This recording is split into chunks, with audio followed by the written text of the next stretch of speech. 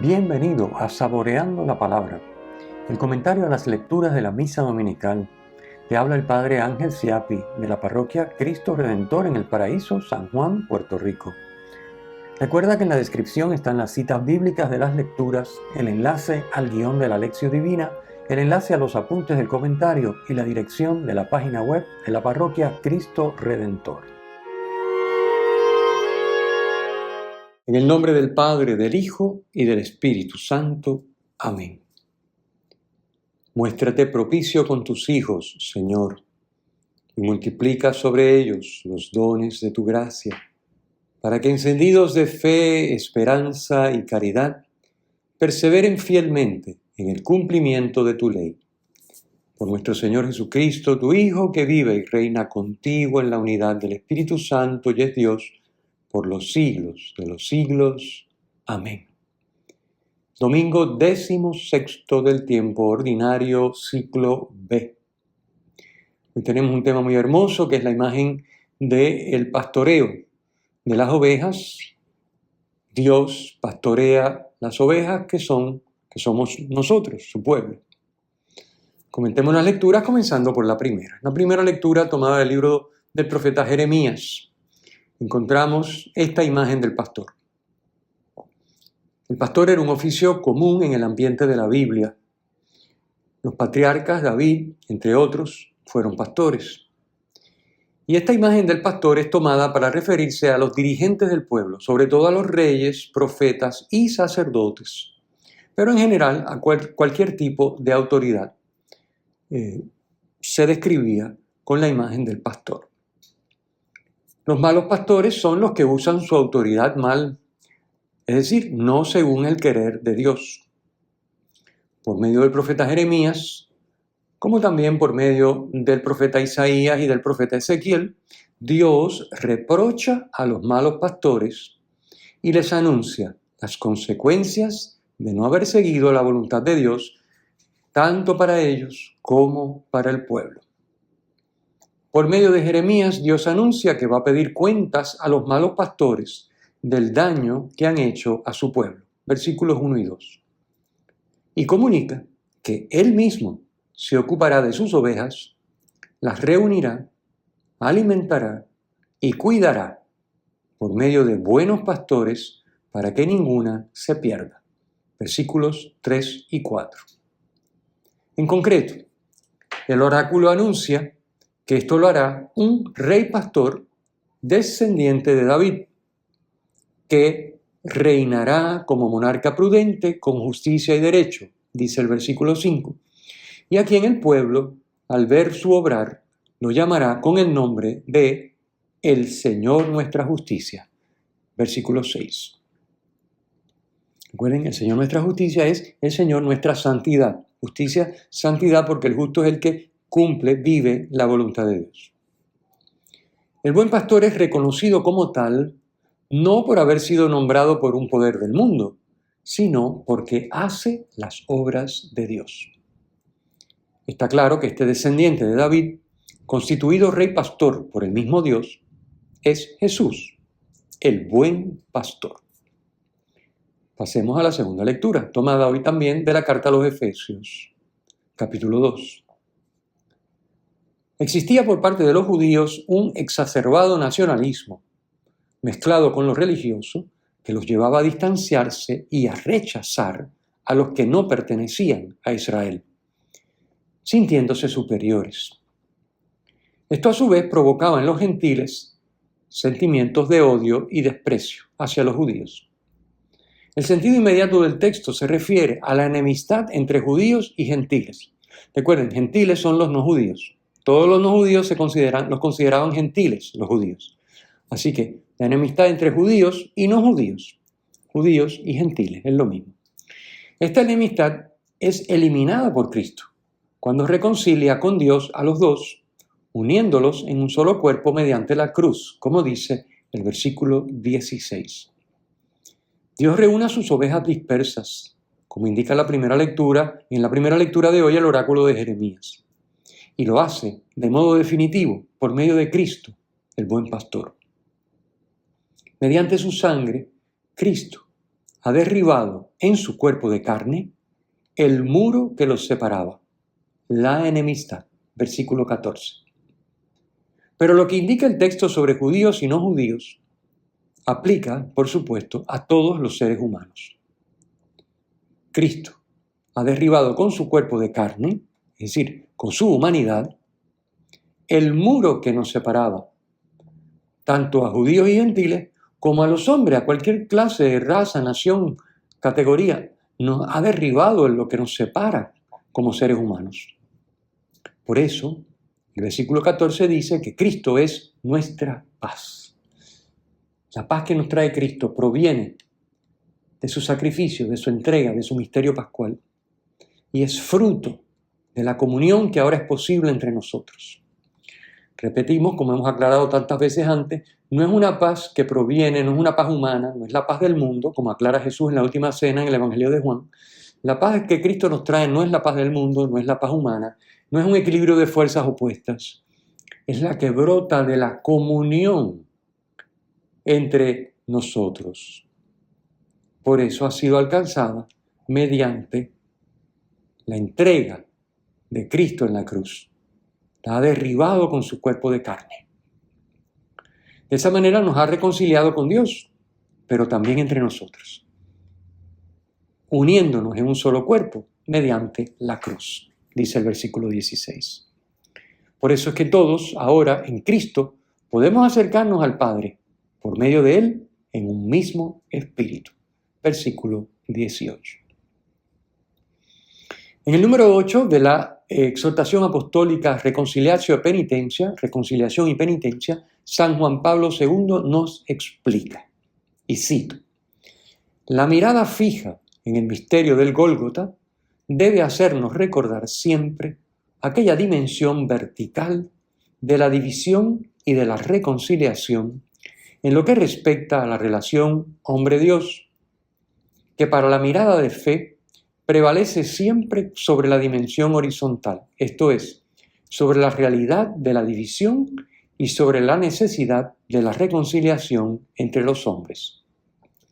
Nosotros sabemos, en efecto, que tal reconciliación entre ellos no es y no puede ser sino el fruto del acto redentor de Cristo, muerto y resucitado para derrotar el reino del pecado, restablecer la alianza con Dios y de este modo derribar el muro de separación que el pecado había levantado entre los hombres. Con toda razón, por tanto, su pasión y muerte, renovadas sacramentalmente en la Eucaristía, son llamadas por la liturgia sacrificio de reconciliación. Reconciliación con Dios y también con los hermanos, puesto que Jesús mismo nos enseña que la reconciliación fraterna ha de hacerse antes del sacrificio.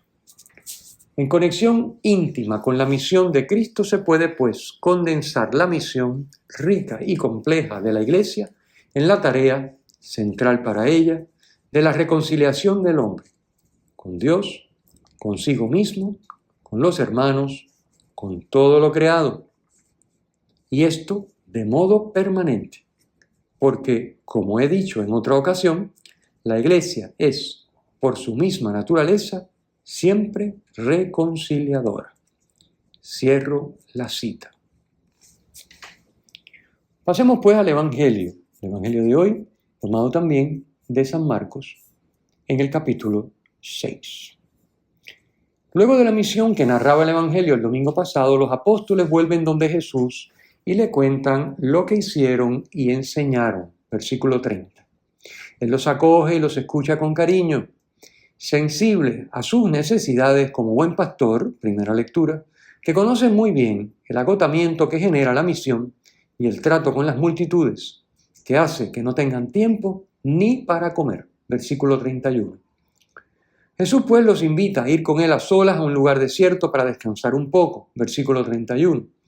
Este hecho nos enseña que hace falta un equilibrio entre la misión y el descanso, y que tanto la misión como el descanso se hacen siempre con Jesús. Se van entonces en barca hacia ese lugar para descansar, versículo 32.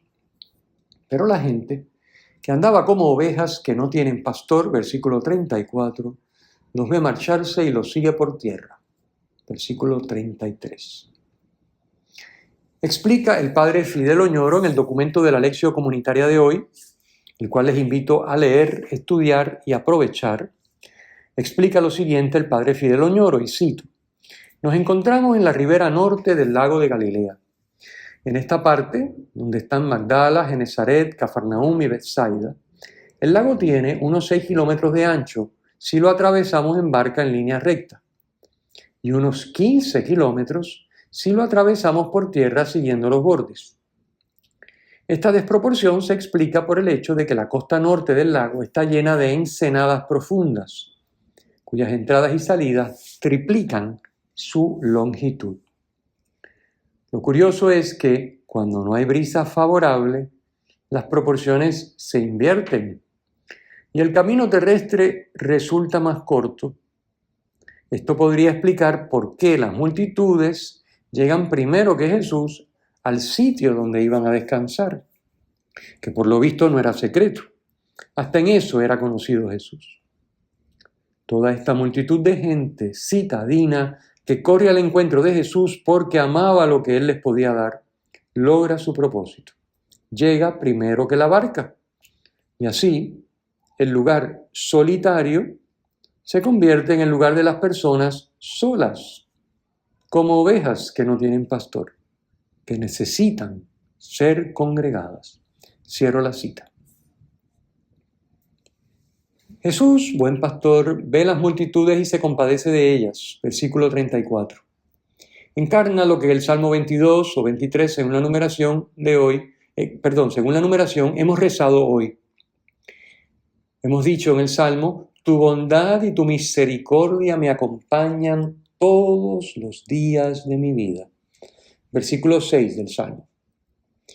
El término misericordia, que en hebreo corresponde a la palabra Hesed, y que significa fidelidad amorosa. Ese Hesed, esa misericordia, esa fidelidad amorosa de Dios, que nos acompaña todos los días de nuestra vida, nos llega por medio de Jesús, nos llega de Dios a través de Jesús. Jesús que se hace uno con los suyos, que camina con ellos, que comparte sus penas y alegrías. Es su compasión, su padecer con, su compadecer, que no cesa ni conoce límites por su fidelidad. Como Dios es amor, esta fidelidad a su pueblo es también fidelidad a sí mismo. Fidelidad amorosa a sí mismo y a su pueblo. El resultado concreto de esta fidelidad amorosa es la enseñanza, versículo 34. Y cito nuevamente al padre Oñoro. Jesús quiere ayudar al pueblo con una instrucción válida, que les dé criterios de vida sólidos y un proyecto común.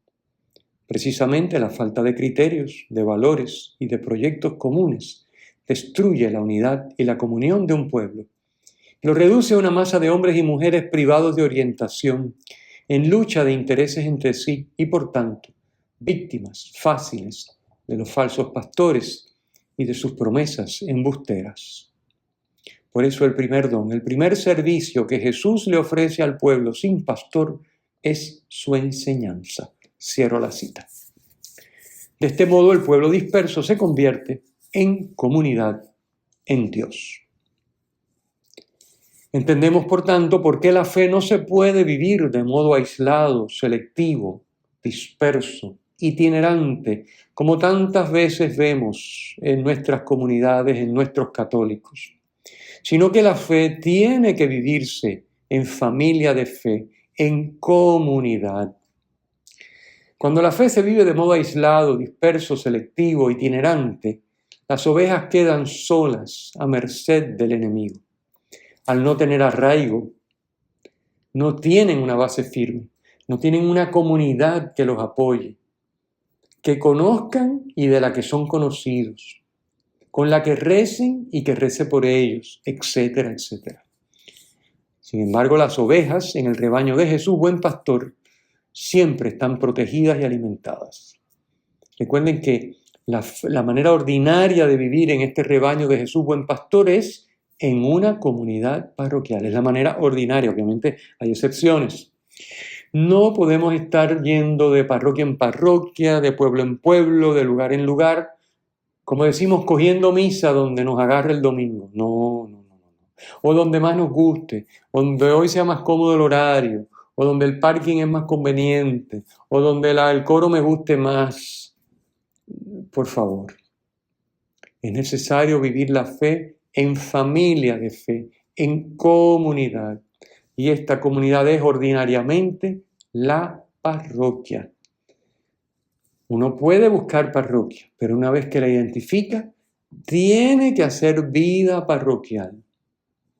Integrarse, servir y ser servido, conocer y ser conocido, orar con y que oren por uno, en una parroquia, en una comunidad de fe. Recordemos que las ovejas en el rebaño de Jesús están protegidas y alimentadas, pero que solas quedan a merced del enemigo. El Señor esté con ustedes y con tu espíritu. La bendición de Dios Todopoderoso, Padre, Hijo y Espíritu Santo, descienda sobre ustedes y permanezca para siempre. Amén. Si te ha gustado, usa el enlace para compartirlo con tus amigos.